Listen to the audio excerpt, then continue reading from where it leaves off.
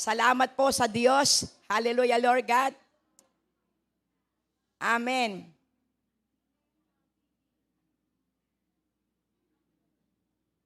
Praise God. Hallelujah. Sige po, ating pong buksan po sa aklat po ng Isaiah. Sabay-sabay po natin basahin ang Isaiah verse 18 to 20. Glory to God. Hallelujah.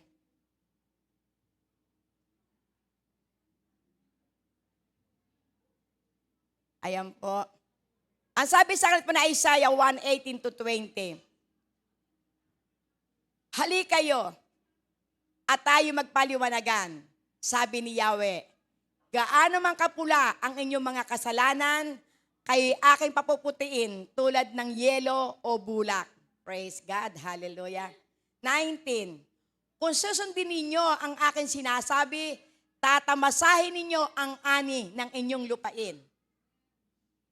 Ngunit kung susuway kayo at maghihimaksik, tiyak na kayo mamamatay. Ito ang mensahe ni Yahweh. Praise God. Hallelujah. Sige po, tayo po ay pumikit at ating pong anyayahan ng banal na Espiritu na siya pong mangusap sa ating pong kalagitnaan. Panginoon, sa oras na ito, muli maraming pong salamat sa iyo pong mga anak na naririto. Lord, totoo nga po, O Diyos, na ito po isang pribilehiyo, dakilang Ama, na ikaw po'y aming pong makatakpo sa lugar na ito. Na maranasan po namin ang iyong pong presensya. Sapagkat totoo, Panginoon, yung sinabi mo sa aklat po ng Matthew 18, na kung saan nararoon ng 2 o 3 na nagkakaisa sa iyong pangalan, ikaw po'y nasa aming kalagitnaan. Kaya Lord, alam mo po, O Diyos, ang laman ng puso ng iyong pong mga anak. Alam mo po, Panginoon, kung ano po ang kalapumitiin, bakit po sila naririto. Lord, salamat. Sapagkat sa kabila po, Panginoon, na may mga pinagdadaanan, sila pa rin ay naririto. Sapagkat alam po nila na sa pagdako sa iyong gawain, mararanasan po nila ang katagumpayan. Mararanasan po nila yung karunungan na buhat sa iyo. Mararanasan po nila na sa pamamagitan ng iyong salita, mapapawi, Panginoon, ang kalungkutan. Kaya Lord, salamat po. Sapagkat ito po ang nais mo, na kami pimanatili sa iyong presensya. At dalangin ko po, Panginoon, ang iyong abang lingkod. Panginoon, gamitin mo nga po, O Diyos, ang aking pong labi upang maghayag ng iyong salita. Ikumpli mo po ako sa likuran upang ikaw, Panginoon, na maitanghal. Ibaba mo po ako upang ikaw ang maitaas. Sapagkat tanging ang pangalan mo lamang ang maitataas. Tanging ang iyong kapangyarihan, tanging ang iyong mga ginawa sa aming pong buhay. Kaya Lord, salamat po. At ang aming pong dalangin, kung merong mang humahabol pa, Panginoon, papunta sa gawain ito, dalangin ko po, Panginoon, iingatan mo po siya.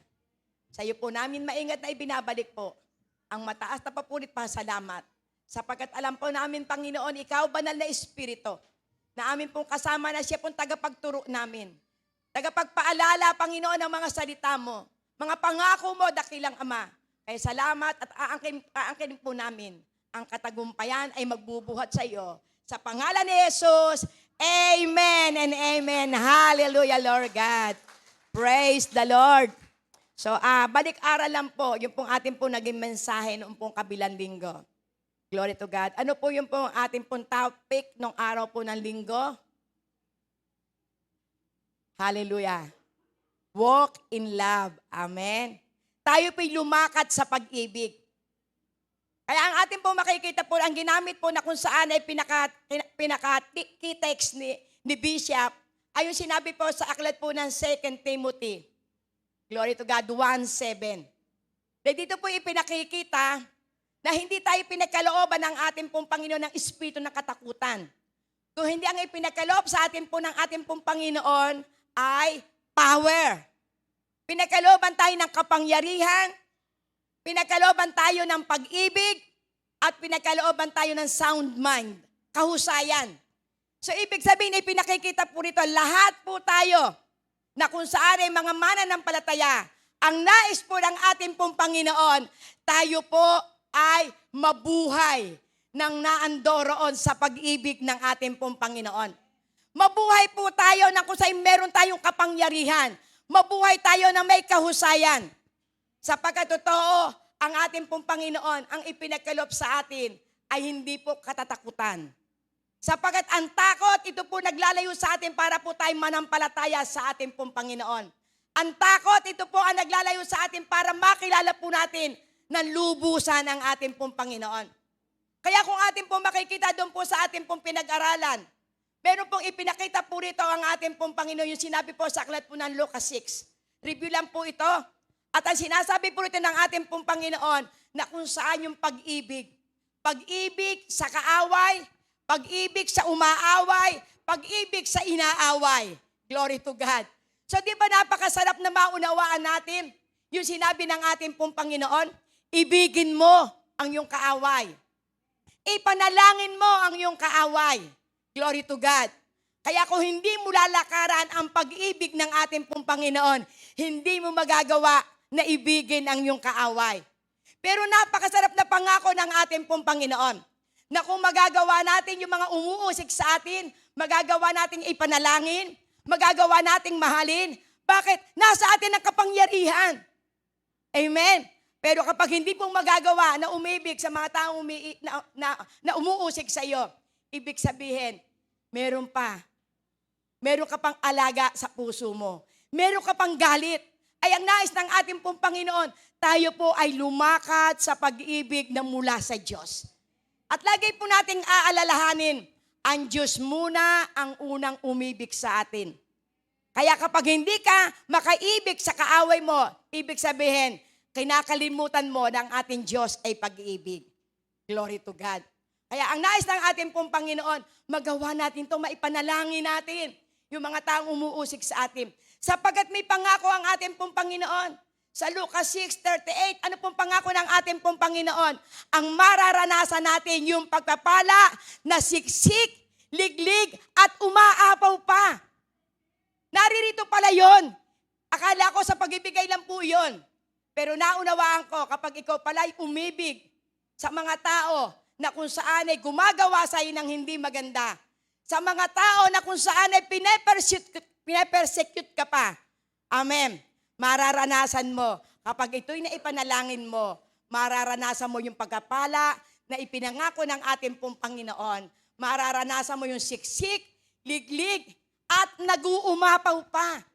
Kaya pala kapag ang isang tao po ay mapagpatawad, laging masaya ang kanyang muka.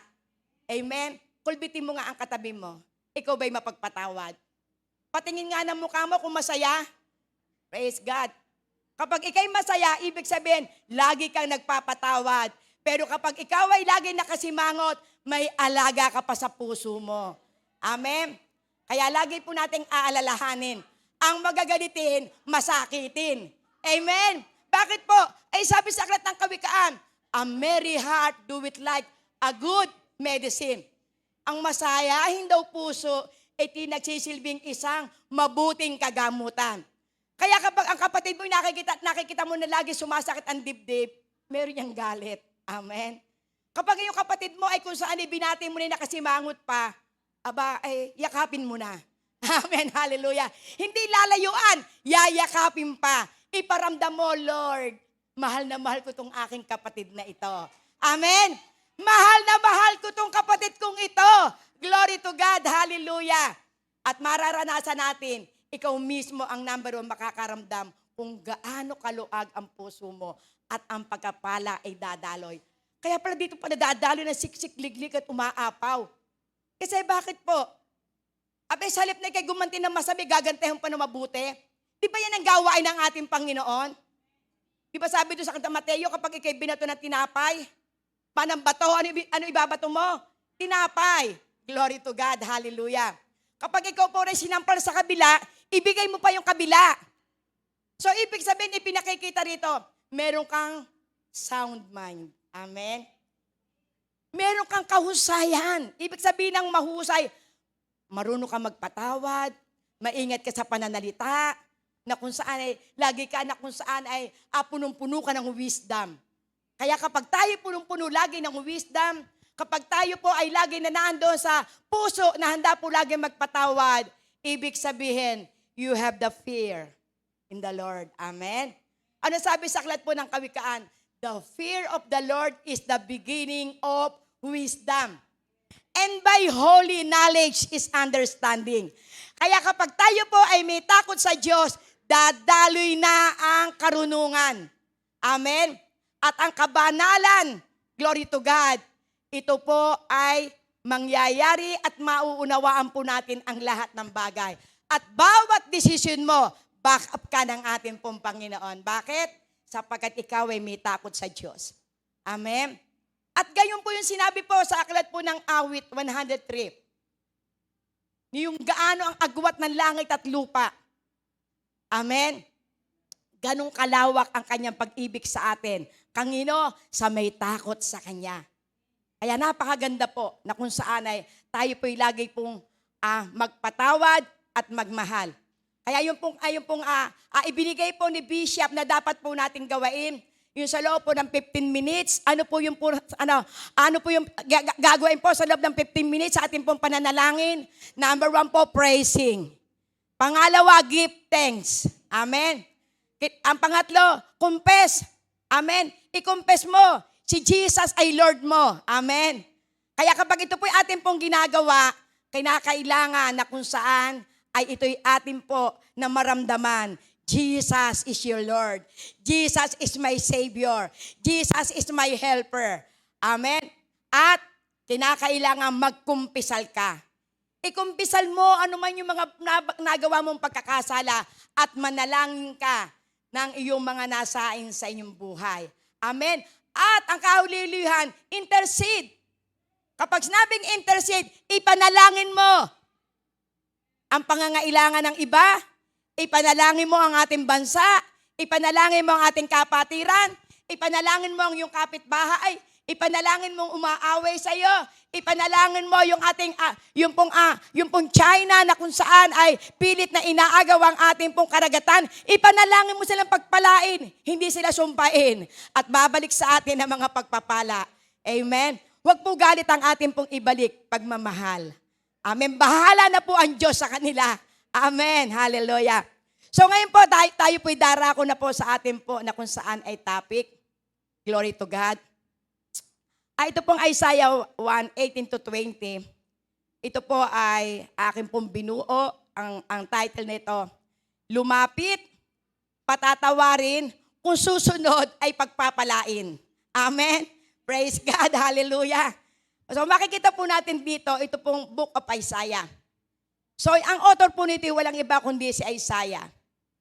At ano po ba yung mga background nito? Ang sabi po rito, ito po sa Isaiah, siya po ay isa pong well-educated. Politically astute, Isaiah lives in Jerusalem, the capital of Judah. Isaiah has message for all of Israel. Amen. But his ministry is permanently directed to Judah. Hosea and Micah are prophesying God's word at this time.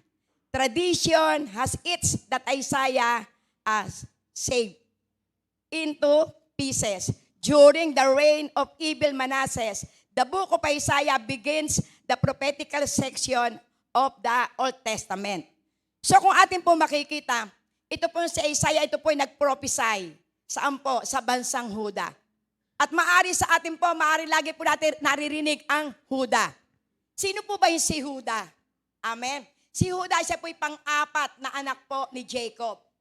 Doon po sa 12 tribes. So, ibig sabihin, pinakikita po rito, ito po si Huda, siya po ay ika-apat na kung saan ay anak ni Jacob, na kung saan na siya po ang pumigil para patayin po yung kanilang pong kapatid na walang iba kundi si Jose. Kung ito po'y ating pong babasa at ating pong susubaybay ito sa aklat po ng Genesis, ito pong kasaysayan po ni Jose. Na kung saan yung po kanyang mga kapatid ni Simeon, ang balak nila patayin. Ito po si Jose. Pero ito po si Judah, ito po yung pumigil. Glory to God. Nasabi niya, wag natin patayin.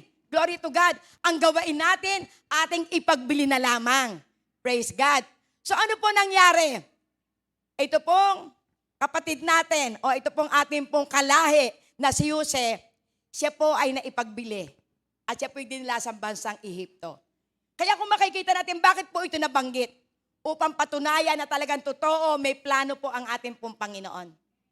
May plano po ang ating pong Panginoon sapagkat totoo na ang ating Diyos, anuman ang mga nagaganap na pangit sa ating pong buhay, lagi siyang may mabuting ginagawa. Alam po natin ang nangyari sa buhay po ni Jose. Nadala po siya doon na siya po ay napaalipin kay Paraon at nangyari dito na naranasan niya ang mga pagsubok at tiisin. Pero gamit pala siya ng Panginoon para po siya maging pagkapala sa kanya pong lahi. So ito po si Juda. At dumating po yung pagkakataon na kung saan ang kanya pong tatay ay naghahanap, siya po mismo ay nagsinungaling. Amen. At sinabi niya na ang kanyang kapatid ay napatay sa kagubatan. Glory to God. So makikita po natin dito na ito po si Isaiah, ang kanya po na kung saan ay mithiin sa bansang Huda ay yung judgment, yung kahatulan o yung at ang kaligtasan. So ang sabi po rito, glory to God, doon po sa panahon ni Judah, na kung saan meron po silang 4 na hari. So ang 4 na hari, nung panahon na kung saan na siya po ay ginagamit doon po sa bansang Huda, ito pong 4 na haring ito po yung po na kung saan ay nagkaroon ng malaking kasalanan. Amen? Sino-sino po ito? Si Uzziah, si Jotham, si Ahaz, at si Hezekiah. So makikita po natin dito, ito pong mga haring ito, sila po ay nakagawa ng kasalanan. Kaya maaari, ito pong sinabi sa aklat po ng Isaiah 18-20, ito po'y tumatalakay doon sa mga hari na kung saan ay namuno sa bansang Huda. Glory to God. Sa lahi ng Israel. Na kung makikita po natin dito, sila po'y pinili ng ating pong Panginoon, pero sila po yung kung saan ay gumawa ng karumal-dumal sa harap po ng ating pong Panginoon. Kaya bago ko po balikan ito pong Isaiah 18, sasalaysay ko po lamang ang mga kasalanan ng 4 na haring ito. Glory to God. Ang una po rito ay si Uzziah. Doon po sa aklat po ng 2 Chronicles 26, 1-23. Glory to God. Kung kayo po'y magkakaroon po ng pagkakataon, basahin niyo po ito ng buo. Pero ito po'y akin po lamang pipiliin. At maliit po lang aking kukunin dahil ito po lamang ay para bang background po lamang, para maunawaan po natin sino ba itong mga hari ito. Bakit ba ganoon ang puot ng ating pong Panginoon? Bakit niya ipinauunawa na siya'y puot na puot at ipinakita niya yung kasalanan ng mga Israelita? Ang sabi ito po si Uzziah po, doon po sa aklat po ng 2 Chronicles 26 verse 1-23. Doon po sa verse 1, ang sinasabi po rito, ito po si Uzziah, siya po ay kung saan ay namahala o kung saan siya po'y naghari po dito po sa bansang Huda. Ginawa siyang hari ng buong Huda sa gulang lamang na 16 na taon. 16 years old na mahala na.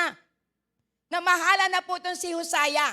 At siya po ay kung saan ay kahalili na namatay ng kanyang amang si Amasiyas.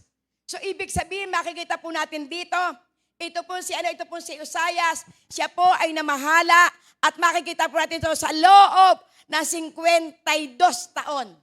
Siya po ay namayagpag. At naranasan po dito na ito po bilang siya po ay hari, glory to God. Yung sa verse 5 na sinasabi po rito, nga po sa verse 5, glory to God, 26 verse 5. Habang nabubuhay sa Zacarias, na nagtuturo sa kanya na matakot sa Diyos, naglingkod siya ng tapat kay Yahweh at pinagpala siya ng Diyos. So ibig sabihin ito po si Uzziah na kung saan ay ang kanya pong pinaka-mentor dito ay walang iba kundi si Zacarias. At si Zacarias siya po ay nagtuturo na magkaroon ng takot sa Diyos. Pero ito po si Uzziah, siya po ay sumunod. Siya po ay sumunod dito po kay Zacarias, kaya siya po ay pinagpala po ng Diyos. Kaya makikita po natin, sa kabila na siya po'y pinagpapala ng ating pong Panginoon, yung sinabi rito sa verse 16-19, magja-jump po tayo dito para makita po natin yung pong naganap sa buhay po ni Haring Uzziah. Glory to God. Hallelujah. Dito po sa verse 16, verse hanggang 19 po, makikita po natin dito yung buhay po ni Uzziah. Sa kabila ng lahat na kung saan na siya po ay pinagpala ng ating Panginoon, nakapangasiwa siya sa Huda, marami siyang nagampanan. Pinagpala siya at makikita po natin dito na siya'y habang pinagpapala ng ating pong Panginoon, siya po ay naging hambog. Siya po ay naging palalo. Kayong puot ng ating pong Panginoon ay ipinarana sa bansang ito. Ano po ang ginawa po dito? Kung ating po makikita sa verse 16 po. Subalit nang maging makapangyarihan si Uzias, naging palalo siya na siyang dahilan ng kanyang pagkabaksak. Nilapastangan niya ang Diyos niyang si Yahweh nang pumasok siya sa templo upang maghandog sa altar na susunugin ng insenso. Glory to God, hallelujah. Sinundan siya ng paring si Asarias, kasama ang 80 matatapang na pari ni Yahweh. Nang makita siya ay sinabi nila, Haring Uzias, wala po kayong karapatang magsunog ng insenso para kay Yahweh. Tanging ang mga paring mula sa angkan ni Aaron lamang ang inaatasan ng Diyos sa katungkulang ito. Lumabag na kayo rito sa banal na dako. Nagkakasala kayo sa ginawa ninyong iyan. Hindi sinang-ayunan ng Panginoong Yahweh ang ginagawa ninyo. Ano po yung pong ipinauunawa po dito ng ating pong Panginoon? Minsan talagang totoo sa buhay ng tao kapag po siya pinagpapala, nagkakaroon po siya ng kataasan. Minsan may mga pagkakataon na kung ika'y pinapaboran ng ating pong Panginoon, gusto mo na kung saan ay lampasan na yung mga ginagamit ng ating pong Panginoon. Sapagkat kung makikita po natin dito, meron dito sa sacerdote na kung saan siya po nangangasiwa sa templo ng ating pong Diyos. Pero ano ginawa po dito ni Haring Uzias? Kung siya ay makapangyarihan, kung siya ay pinagpapala, pinakialman niya ang trabaho ng mga itinalaga ng Diyos na walang iba kundi ito po yung mga Levita. So kung ating pong titingnan, sa ginawang ito, na kung saan dito po si Haring Uzias, yung mga tao o yung mga sacerdote sa loob po ng simbahan, pinagsabihan siya. At ito po'y kanya pong ikinagalit. At dito po nagsimula yung kung saan na siya po ay nagkaroon po ng kung saan ay karamdaman. Nung pinagsasabihan siya ng kung saan na sacerdote sa loob po ng simbahan, siya po ay nagkaroon po ng ketong sa noo. Amen. At alam po natin na ang ketong, ito po ay kinandidirihan. Pero ito po si Haring Uzias, siya po ay nagalit sa mga pari. Amen. Siya ay nakatayo noon sa tabi ng altar na sunugan ng insenso. Ngunit noong sandaling iyon ay nagkaroon siya ng sakit sa balat na parang ketong sa noo. Amen? So ibig sabihin kapag tayo po'y sumusuway sa palatuntunan ng loob ng templo ng ating pong Panginoon, kapag ikay nagyayabang, binabaliwala mo na yung mga lingkod ng ating pong Panginoon at pinangungunahan mo na sila, ikaw pala ay hindi kalugod-lugod sa ating pong Panginoon. Ito po isa pong malaking babala. Sapagkat makikita po natin dito na kapag tayo po'y pinagpapala, huwag mong sabihin na ikaw na lahat ang may kapangyarihan. Sapagkat lahat-lahat po tayo may kanya-kanyang talento. Lahat po tayo may kanya-kanyang gawain na kung saan ay binigay ang ating pong Panginoon. Kaya ito po ay malaki po na kung saan ibabala po sa atin. Bagamat siya po ay pinagpala, naging matagumpay, pero lumaki po ang kanya pong ulo. Ating puntin niyan dito po sa 20 to 21. Hallelujah. 20 po muna. Verse 20. Praise God. Nang nakita ni Asarias at ng mga pari ang nangyari kay Uzias, pinalabas nila ito agad. Hindi naman ito tumutol sapagkat nalalaman niyang siya'y pinarurusahan ni Yahweh. Amen. Hindi na gumaling ang sakit sa balat ni Haring Uzias hanggang sa siya'y namatay. Ibinukod siya ng tahanan, inalisan ng lahat ng katungkulan at pinagbawalan pumasok sa templo ni Yahweh. Napakatindi. Diba?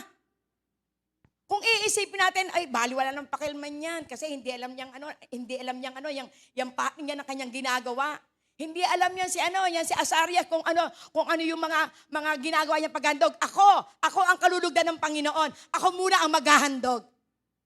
Pero ang akala nitong si Haring Uzias, kinakalulugod sa ating pong Panginoon. Pero later on, nung siya ay magkaroon ng sakit sa balat, naranasan niya at naunawaan niya, ako ang nagkasala. Amen. Naunawaan niya na mali pala yung kanyang ginawa. Pero hindi na siya gumaling at siya po ay namatay. At napakasakit ang kanya pong huling araw. Nawala siya sa katungkulan. Hanggang sa siya po ay namatay. Maaari, kailangan niya ang lumapit sa Diyos. Maaari, ipinauunawa sa kanya, pero nagmatigas pa siya. Kaya ito po yung kasalanan na kung saan huwag mong pakikalman kung ano ipinagagawa sa atin ang lingkod ng Diyos. Huwag natin siyang sasansalain. Ang gawain natin, ating ipanalangin. Glory to God. Kung may nararamdaman ka na medyo ay kinasasaktan, huwag mo siyang pangungunahan. Lagi lang tayo magpakumbaba. Sapagkat ang nagpapakumbaba, itinataas ng ating Panginoon.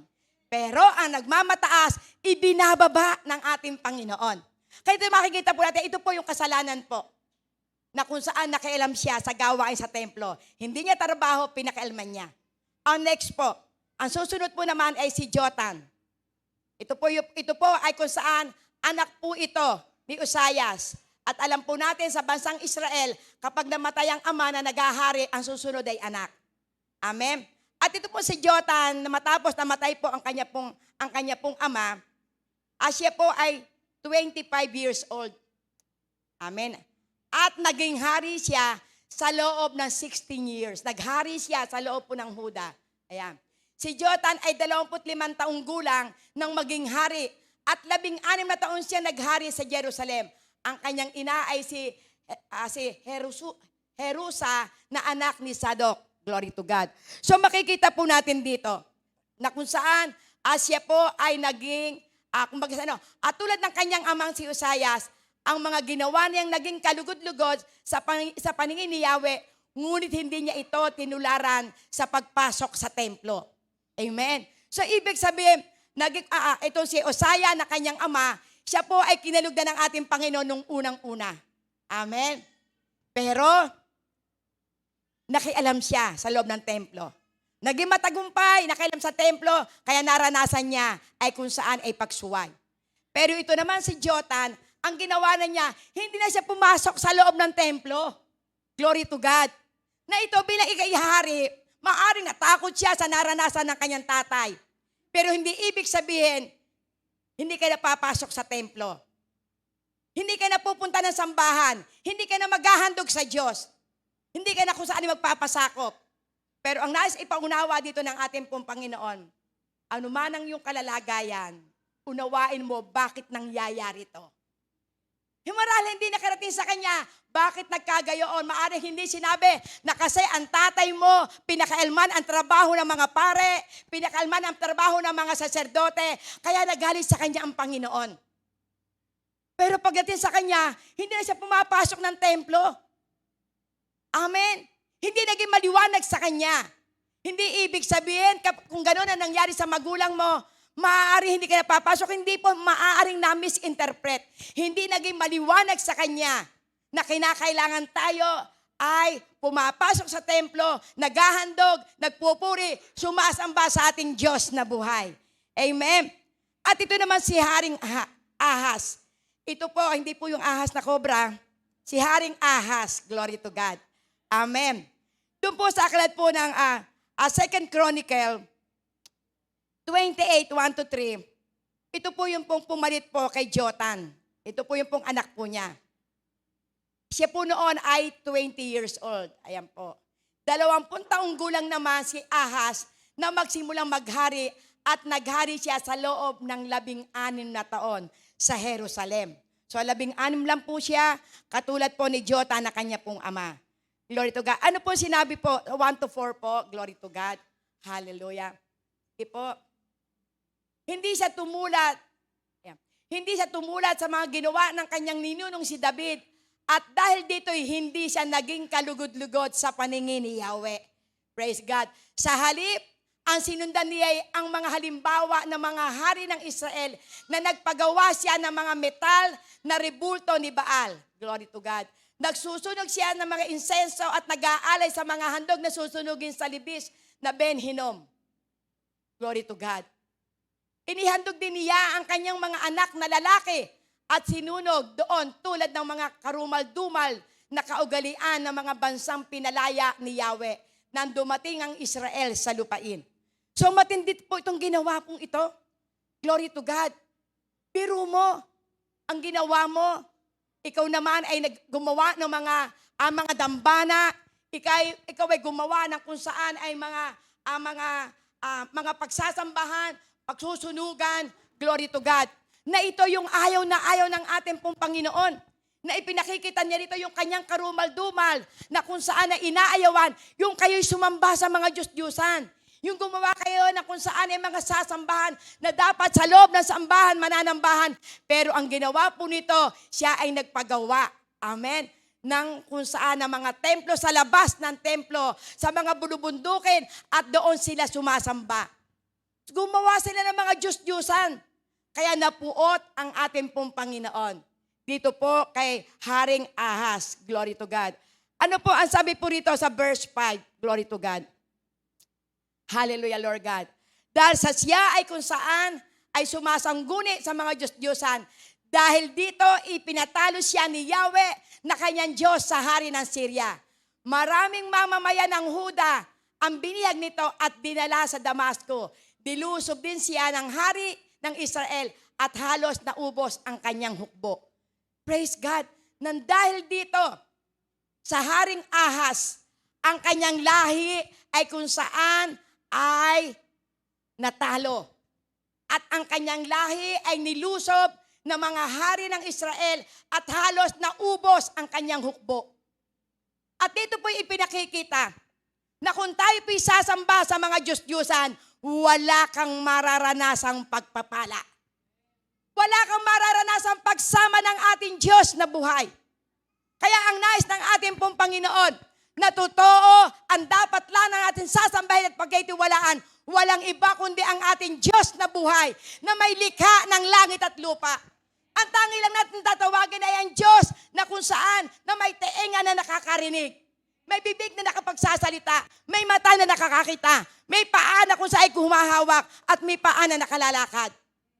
Amen? Ito po yung nais po ng ating pong Panginoon. Sapagat ang mga Diyos-Diyusan, sila po ay kung saan, sila po'y hinubog. Amen. Sila po'y inanyuan. Sila po ay ikinuha lamang na isang puno ng kahoy doon sa bundok ng Lebanon. At ang mga Diyos-Diyusan ito ay inanyuan ng tao. Pero ang ipinakikita rito, ang mga Diyos-Diyusan na kanilang ginawa, nilagyan ng dambana na kung saan merong mata pero hindi nakakakita. Merong tainga hindi nakaririnig. Merong bibig pero hindi nakapagsasalita. Kaya ano nangyari sa kanya? Natalo. Glory to God sa labanan. Hindi siya sinamahan ng ating pong Panginoon. Sapagkat ang nais ng ating Diyos, tanging kay Yahweh lang tayo magtitiwala na isang Diyos na buhay at makapangyarihan. So makikita po natin, ito po yung pong nangyari po dito. Pangatlo po na kung saan na hari ng Huda. At ang pang-apat po, walang iba kundi si Haring Hezekias. Ito po si Haring Hezekias, ayon po dito po sa talatang ito o sa istorya pong ito. Ang sabi to, si Hezekias ay 25 taong gulang nang maging hari ng 29 na taon. Siyang naghari sa Jerusalem, ang kanyang ina na si Abiha at ang anak ni Zacarias. So makikita po natin dito. Ito po si Haring Hezekiah, siya po ay 25 taon. At sa loob po ng 29 na taon, siya po ay naglingkod sa ating pong Panginoon. At siya po ay kung saan ay ginamit ng malawakan. Ano po ang sabi niya sa verse 3? Sa verse 3 hanggang 11, ito po yung kasaysayan na ginawa po niya. Glory to God. Hallelujah. Sa unang buwan ng unang taon ng paghahari ni Hezekiah, pinabuksan niya ang mga pintuan ng templo at ipinaayos ito. Glory to God. Hallelujah. Verse 4 hanggang 11 po yan. Hallelujah. Hallelujah, Lord God. Palaki-lakihan, hindi mabasa. Yes, hallelujah. Maliit, ayan. Tinipon niya ang mga pari at mga Levita sa bulwagan sa gawin silangan ng templo. Glory to God. Sinabi niya, makinig kayo mga Levita. Italaganin niyo ngayon ang inyong sarili. At ang templo ni Yahweh, ang Diyos ng inyong mga ninuno, alisin ninyo ang mga karumal-dumal na mga bagay sa dakong banal. Praise God. Nagkasala ang ating mga magulang. Hindi sila naging tapat kay Yahweh na ating Diyos. Kanilang tinalikuran siya at ang kanyang templo. Sinira nila ang mga pintuan sa portiko. Hindi nila sinindihan ang mga ilawan at hindi nagsunog ng insenso. Hindi na rin sila nagdala ng handog na susunugin sa dakong banal ng Diyos ng Israel. Kaya nagalit si Yahweh sa Huda at sa Jerusalem at ginawa niyang kahiya-hiya at kakilakilabot ang kanilang sinapit gaya ng inyong nakikita. Praise God. Verse 10. Napagpasya kong manumpa tayo kay Yahweh, ang Diyos ng Israel, upang mapawi ang galit niya sa atin. Mga anak, huwag na kayong mag-aksaya ng panahon. Kayo ang pinili ni Yahweh na mag-aalay ng handog at magsusunod ng insenso at manguna sa pagsamba sa Kanya. Kaya ito po yung pong maingat at ito po yung sinasabi po ng ating pong Panginoon sa pamamagitan po na kung saan ni Haring Hezekiah ang kanyang ipinapaalala, mga anak, huwag na kayong mag-aaksaya ng panahon. Amen? Ituring mo ngayon, ikaw ang kinakausap ng Panginoon. Amen? Sabihin mo sa sarili mo, Imelda, huwag ka na mag-aaksaya ng panahon. Ikaw ang pinili ng Diyos. Amen? Mag-alay ka ng handog at magsunog ng insenso at manguna sa pagsamba sa Kanya. Wow, napakasarap. Amen. So, ibig sabihin, ipinakikita ng ating pong Panginoon. Bilang tayo po'y pinili at tinawag ng ating pong Panginoon, gamitin natin ng oras sa ikaluluwalhati ng ating Diyos. Huwag tayong mag-aksaya ng oras. Huwag tayong mag-ubos sa Facebook. Huwag tayong mag-ubos na kung saan puro marites. At ang ating gawain, ano ang sabi rito? Bilang kayo ang pinili ng ating pong Panginoon. Kayo ang maghahandog sa ating Panginoon. Kayo yung mag-aalay. Kayo magsusunog ng insenso. Manguna sa pagsamba sa Kanya. Amen? Nagagawa kaya natin? Tanungin mo ang sarili. Sa loob kaya ng isang linggo, ilang beses ka nakipagniik sa Panginoon? Ikaw ba'y nakapunta sa templo ng Diyos para ikaw po ay ang mag-alay ng ating mga handog na awitin? O tayo umupo sa presensya ng ating Panginoon para mag-aral ng Kanya pong salita? Kaya ang ating pong Panginoon ay nagpapalala po ngayon. Maaaring ito po yung panahon o wake-up call. Dahil doon po sa paalala, dito po si Isaiah, na dito ipinakikita po rito, na dahil sa kanya pong puot, dahil sa kanya po nakita niyang kasalanan ng mga Israelita, siya po'y nagbabala. At kung atin pong makikita, ang kasaysayan po ni Haring Hezekiah, dahil sa siya po ay kung saan ay pinanigan po ng ating pong Panginoon, naranasan po niya yung napakasagana. Ang dami naghahandog, nakilala siya. Sa buong Israel, nakilala yung kanyang kadakilaan. Pero dumating ang pagkakataon, siya po'y nagkaroon ng karamdaman. Amen. Atin tingnan po, glory to God. Dito po sa 32, 2 Chronicles 32:24, nagkasakit ng malubha si Haring Hezekiah. Amen. Di nagtagal at nagkasakit ng malubha si Hezekiah. Nanalangin siya kay Yahweh at binigyan niya ito ng isang palatandaan, siya ay gagaling. Amen. Maaari dahil dumating po ang pagkakataon na kung saan kung babasahin po natin itong kasaysayan po ni Haring Hezekiah. Siya po'y nagkaroon po ng karamdaman dahil dumating po sa kanya, yung po sobra na po siya na kung saan ay nagmamalaki na. Pero, nung siya po'y lumapit sa ating pong Panginoon, siya po agad ay nanalangin sa ating pong Panginoon. So kung ating pong makikita, na talagang totoo sa ating pong buhay, gamit ang karamdaman para po tayo magpakumbaba sa ating pong Panginoon. Amen. Minsan gamit po yung mga sitwasyon na pangit para po tayo lumuhod at lumapit sa ating pong Panginoon. Sapagkat totoo yung salita po ng ating pong Panginoon, Sa aklat po ng awit 103, glory to God, hallelujah. Verse 3, pinatawad niya ang lahat ng ating mga kasalanan at pinagaling ang lahat ng karamdaman. So, ibig sabihin, ang salita ng ating pong Panginoon, totoo, hinahayaan tayo magkaroon ng karamdaman para tayo lumapit sa ating Diyos na buhay. Maraming na kung saan ay mga kaparaanan. Pero kung ating pong makikita, yung pong kasaysayan po nito pong Huda, ipinakita yung mga kasalanan ng kanya pong mga hari. Pero ang ating Diyos, ginamit si Isaiah para ipaunawa, glory to God, yung nararanasan ng bansang ito. Amen. So puntahan po natin ang ating pong pinakateksto. Magsimula po tayo dito po sa Isaiah chapter 1:16. Amen.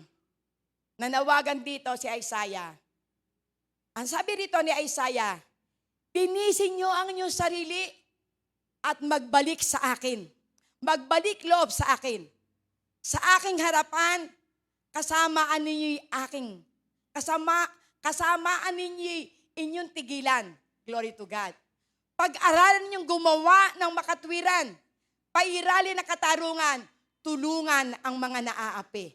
So, ibig sabihin, makikita po natin dito, ito po sa Isaiah ay nananawagan na kung saan na tayo po, na kung saan pinilit, tinawag ng ating pong Panginoon.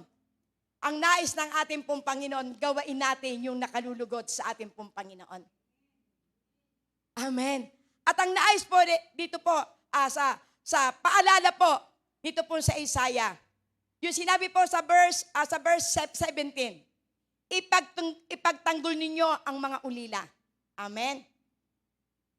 Ipagtanggol ninyo ang mga ulila at tulungan ang mga byuda. So, ibig sabihin, ito po pala ang nais ng ating pong Panginoon. Na kung meron po tayo na kung saan ay mga kilalang mga ulila, ito pala yung number 1 na priority na ating pong tulungan. At yun po na kung saan, yung pong mga byuda. Kaya kung ating pong gagawin ito, ang Diyos ang ating pong magiging kakampi. Ating pong itasimulan po natin yung verse 16. Uli, balik po tayo sa verse 16. "Linisin niyo ang inyong sarili at magbalik loob sa akin. Sa aking harapan, kasama ninyo inyong tigilan." So, ibig sabihin ng ating pong Panginoon nag-aanyaya. Ang ating pong Panginoon nagpapaalala. Ang ating pong Panginoon nagbibigay ng instruction kung ano ang dapat po nating gawain. Ano po sabi niya sa verse 17? Glory to God, hallelujah. "Pag-aralan niyong gumawa ng makatwiran, pairalin ang katarungan, tulungan ang naaapi." So, ibig sabihin, nais po ng ating pong Panginoon na pag-aralan po natin gumawa ng mabuti. Sapagkat tayo pong lahat na tinawag at pinili ng ating pong Panginoon, ang inaasahan ng Diyos na gagawa ng kanyang gawain dito sa ibabaw po ng lupa. Sapagkat tayo pong lahat na tinawag at pinili ng ating pong Panginoon, ang kanya pong disenyo ay maging katulad niya. Ang disenyo ng ating pong Panginoon sa bawat isa po sa atin ay maranasan ng pinagpalang buhay. Kaya ito po yung po naging dahilan. Ano po sabi niya po sa verse 18? Glory to God, hallelujah. "Hali kayo at tayo magpaliwanagan," sabi ni Yahweh.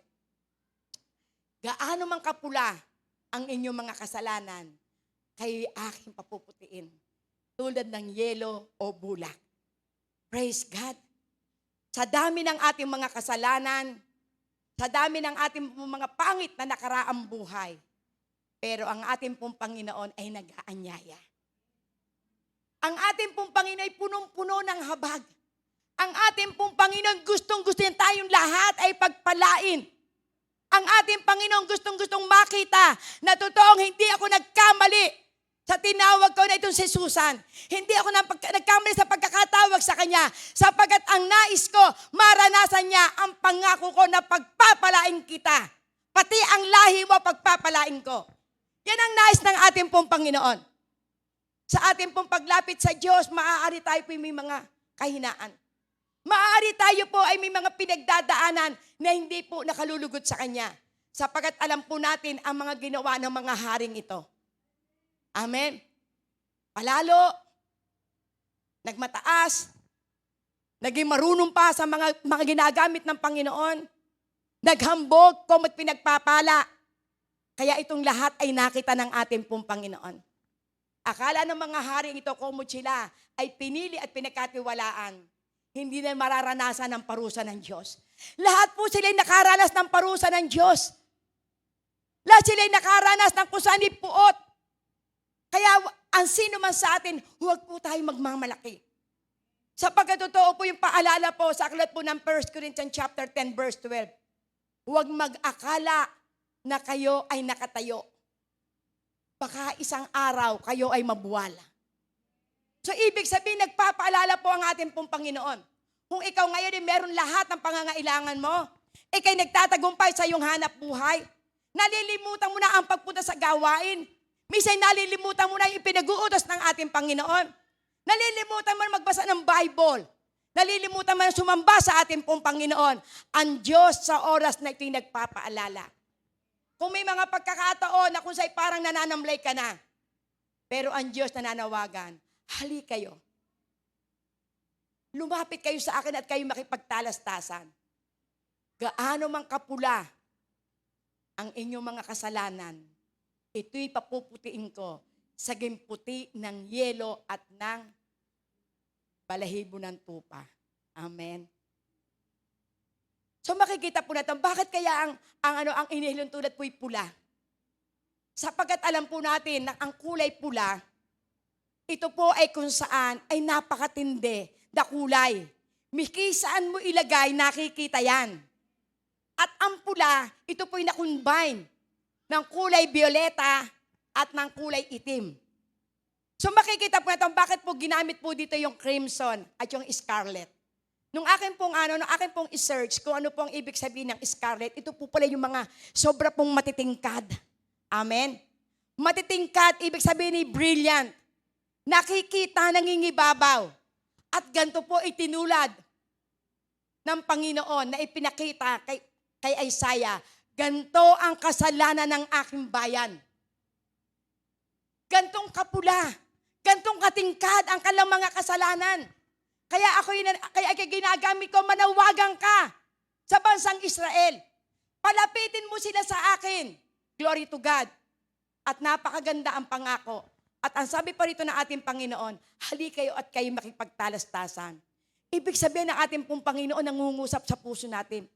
Sige, sabihin mo, bakit ikay nagkakasala? Sabihin mo, bakit ikaw may mga panahon na ikay nagre-rebelde? Sabihin mo sa akin, bakit ikay ayaw ng manambahan sa akin? Sabihin mo sa akin, halika, tayo mag-usap. Pero sa kabila ng lahat ng pag-aanyaya ng ating pong Panginoon, maaari pag mababasa mo, parang galit ata ang ating Panginoon. Diba? Pero ang ating pong Panginoon, napakaganda po yung kanya pong sinabi. Tayo po ay kanyang papuputiin. Ang nais ng ating pong Panginoon, tayo po'y magpakumbaba. Ang nais ng ating pong Panginoon, tayo po'y lumuhot sa ating pong Diyos. Kaya ang sabi niya sa aklat po ng Matthew 11:28, lumapit kayo sa akin. Kayong lahat na nabibigatan, kayong lahat na napapagal, at bibigyan ko kayo ng kapahingahan. Napakagandang paanyaya ng ating pong Panginoon. Maaaring ang ating Panginoon sa oras ay nakikita ang laman ng iyong puso. Sapagkat totoo ang salita ng ating pong Panginoon. Yung sinabi niya sa aklat po ng Hebreo 4:12, na ang salita ng Diyos ay buhay at mabisa. Kaya maaari sa orto kung tatanggapin niyo ang salita ng ating pong Panginoon. Sapagkat pag po kayo maniwala sa akin, maniwala po kayo sa salita ng Diyos sapagkat ito'y buhay. Ito'y makapangyarihan. Higit pa ito sa isang tabak na may 2 talim. Ito po'y tumatago sa mga kasukasuan ng ating mga buto, maging sa utak nito at sa pinaghihiwala ng espiritu at kaluluwa. Kaya wag po natin pagmatigasan ang ating pong puso. Lapit po tayo sa Diyos. Lapit po tayo, hingi po tayo ng tawad. Aminin mo na ikay mahina. Aminin mo na ikay nagkamali.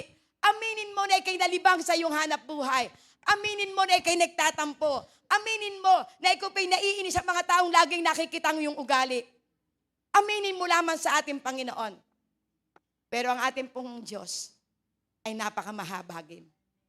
Ano po ang sabi po ng ating pong Panginoon, glory to God, sa aklat po ng Ezekiel? Glory to God. Ezekiel 36, 24 to 26. Ayan.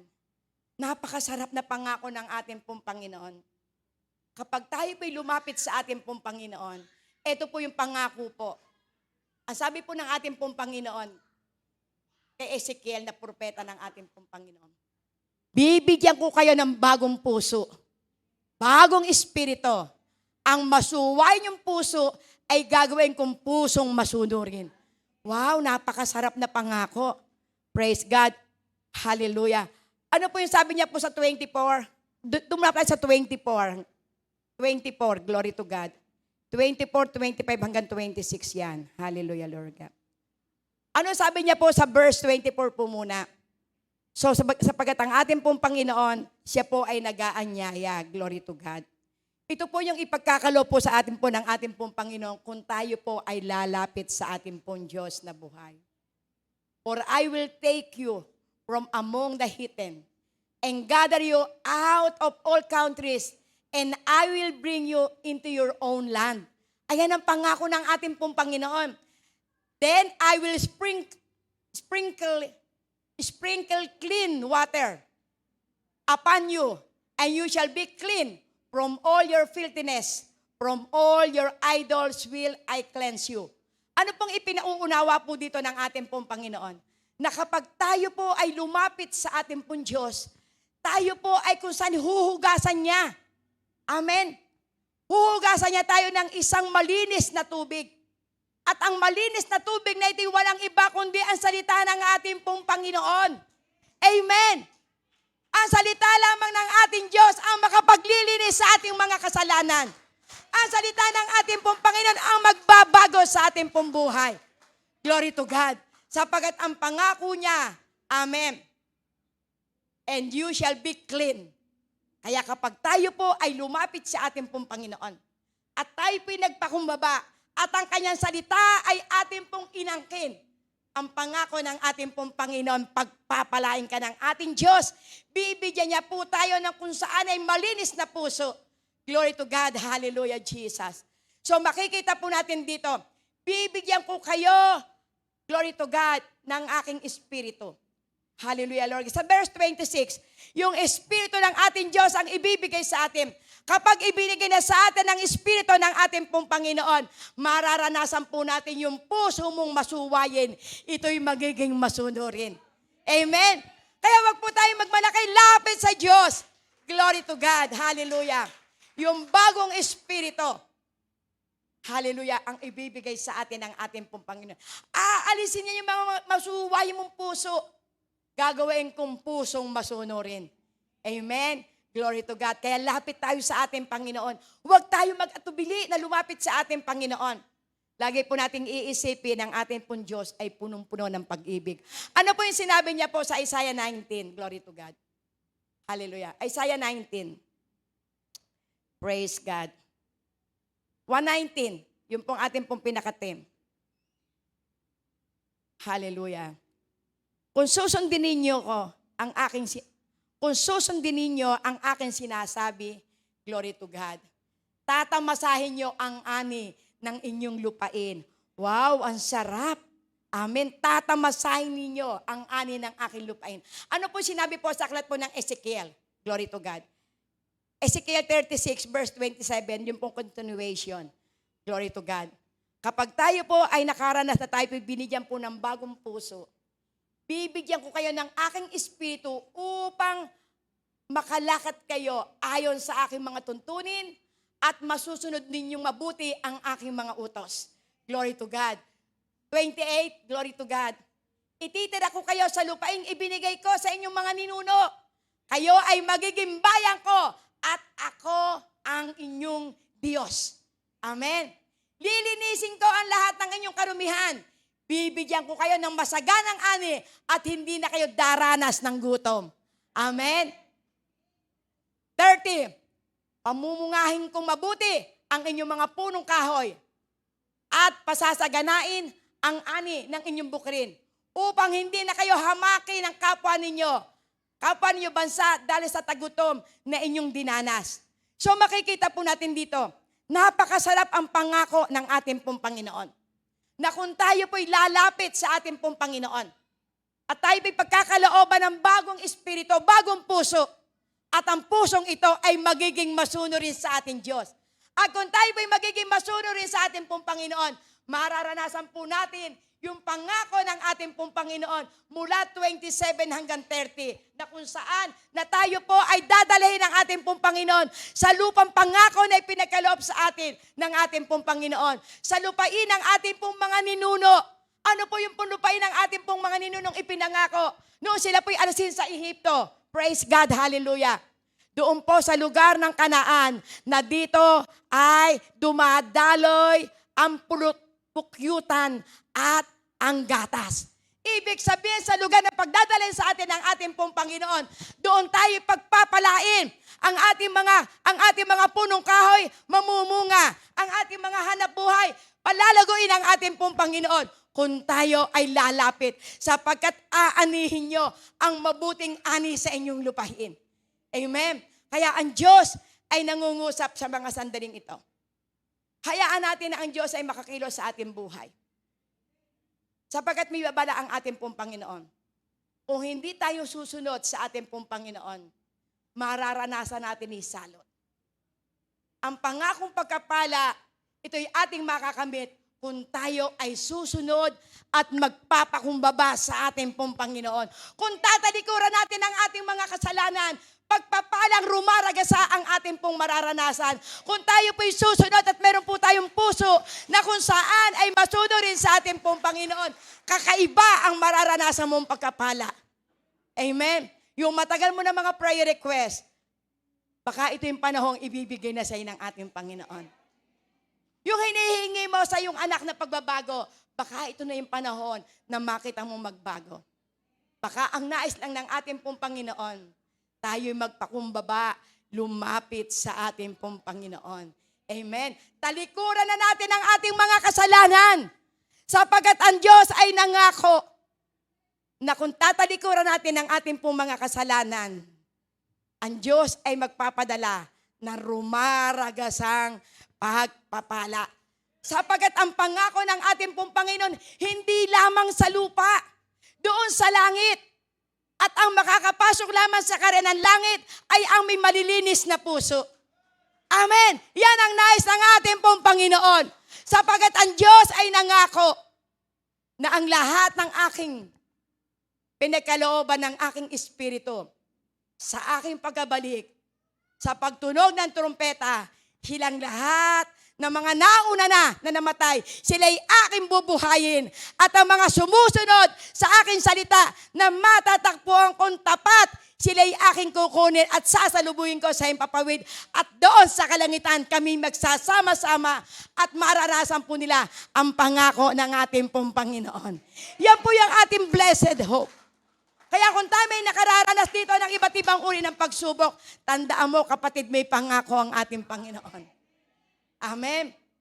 Ang pangako niya sa Pahayag 21 verse 4, doon sa ating pupuntahan na bagong langit, bagong lupa, doon ay wala ng hirap, wala ng pagluha, wala ng karamdaman, wala ng mga bills na babayaran. Sapagat ang liwanag doon ay yung mga kumikinang na mga ginto. Glory to God. Kaya wala ka nang iisipin pa. At doon tayo walang gagawin kundi tayo magpasalamat. Sumamba sa ating Diyos na buhay. Amen. Hallelujah, Lord God. Hallelujah. Purihin ang ating pong Panginoon. Hallelujah, Lord God. Sapagkat totoo ang pangako ng ating pong Panginoon. Last verse po, Isaiah 40, 5-8. Totoo ang salita ng Diyos. Mahayag ang kaluwalhatian ni Yahweh. At makikita ito ng lahat ng tao. Si Yahweh mismo ang magsasabi nito. Praise God. Hallelujah. Magpahayag ka. Ang sabi ng tinig, ano ang ipapahayag ko? Tanong ko. Glory to God. Sumagot siya, ipahayag mo. Ang lahat ng tao ay tulad ng damo. Ang kanyang buhay ay tulad lamang ng bulaklak sa parang. Hallelujah. Matutuyo ang damo, kukupa sa mga bulaklak. Kapag sila'y nahipa ng hangin mula kay Yahweh, tunay ngang ang tao ay tulad ng damo. Praise God. Oo, ang damo ay nalalanta at kumukupas. Ang bulaklak, Ngunit ang salita ng ating Diyos, mananatili magpakailanman. Amen. Paghawakan natin ang salita ng ating pong Panginoon. Lahat ng narinig nyo, mananatili ang salita ng ating pong Panginoon. Ang ating lakas mauubos. Ang ating karikta ng ating kagandahan, mawawala yan. Pero ang pangako ng ating pong Panginoon, ang aking salita, mananatili magpakailanman. Kayo ang mahal na mahal ng ating Panginoon.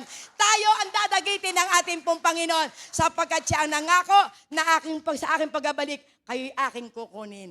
Amen. Praise God. Salamat po. Totoo ang salita ng Diyos. Amen. Panghawakan po natin lahat ng pangako ng ating pong Panginoon. Oh, hallelujah, Lord God. Hallelujah. Oh, napakabuti niyo po, Panginoon. Lord, salamat po sa iyo pong mga salita. Salamat po, Panginoon, sa iyo pong kabutihan. Lord, totoo nga po, O Diyos, na ikaw po ang nangako. Na ikaw po ay nag-aanyaya. Lumapit kami sa iyo, Panginoon. Kaming lahat na napapagal. Kaming lahat na nabibigatan. At bibigyan mo kami ng kapahingahan, Panginoon. Kaya Lord, mismo si Isaiah, siya po ay nag-aanyaya. Lumapit kayo sa akin at kayo makipagtalastasan. Gaano man karumi ang inyong mga kasalanan, maging saging pulaman ito, Panginoon. Lord God, lilinisin mo kami. Papuputihin mo kami, Panginoon. At Lord God, sa amin pong paglapit sa iyo, ang pangako mo, Panginoon, kung kami ay magiging masunurin, tatanggapin namin, mararanasan po namin ang mabuting ani sa aming pong lupain. Sapagkat Lord, totoo po, ang lupain na ipinangako mo sa amin ay lupain, Panginoon, na doon dakilang Ama. Panginoon, punong-puno ng kapayapaan. Wala na po kami magiging kailangan pa. Kaya Lord, sa oras na ito, maraming pong salamat. Maaari sa oras to, meron kang nakikitang mga anak mo na maaari sila po'y napapagal. Maaari sila po, O Diyos, ay nabibigatan na. Maaari sila po, Panginoon, gusto na sumuko sa mga problema. Pero Lord, salamat. Maaari ito po'y pagkakataon ay binibigay mo sa amin. Baka ang kailangan lang ito kami lumapit sa iyo at tumalikod kami sa lahat ng amin pong mga kasalanan. Sapagkat isa man sa amin, ayaw mo, Panginoon, na mapunta sa impyerno.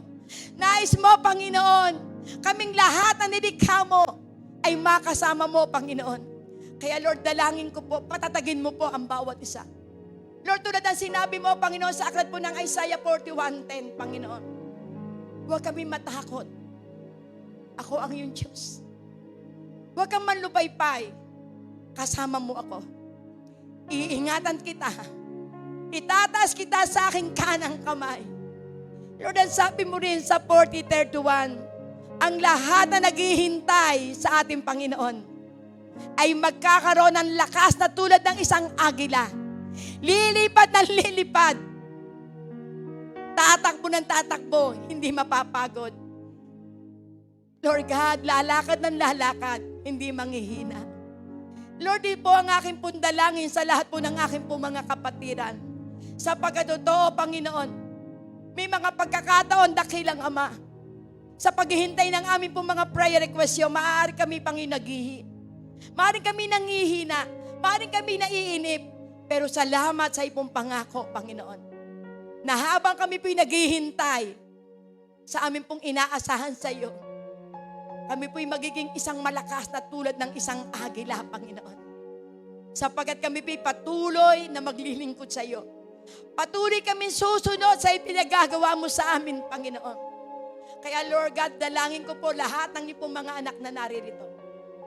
Panginoon, sa pag-alis po nila sa lugar na ito, dala po nila ang pagkapala na buhat sa iyo. Dala po nila yung pag-asa. Dala po nila yung kagalingan. Dala po nila, Panginoon, Lord God, ang kapayapaan na buhat sa iyo. Kaya Lord, salamat po. Salamat po sa iyo pong mga anak na dinala mo sa lugar na ito. Sapagkat sa lugar na ito, Panginoon, Lord God, ang presensya mo yung amin pong nararamdaman. Kaya Lord God, maraming pong salamat. Maraming pong salamat, Panginoon. Sapagkat ginamit mo po, O Diyos, ang iyong pong abang lingkod para maipahayag ang katotohanan upang maranasan po namin ang tunay na pinagpalang buhay Pansamantala lamang ang hirap, Panginoon. Pansamantala lamang ang problema. Pero ang aming pong pangahawakan, ang salita mo mananatili magpakailanman. Amen. Kaya salamat po, Panginoon. Sa iyo ko po, Panginoon, maingat ay binabalik po ang mataas na papurit pa salamat sa pangalan ni Jesus. Amen and amen. Hallelujah.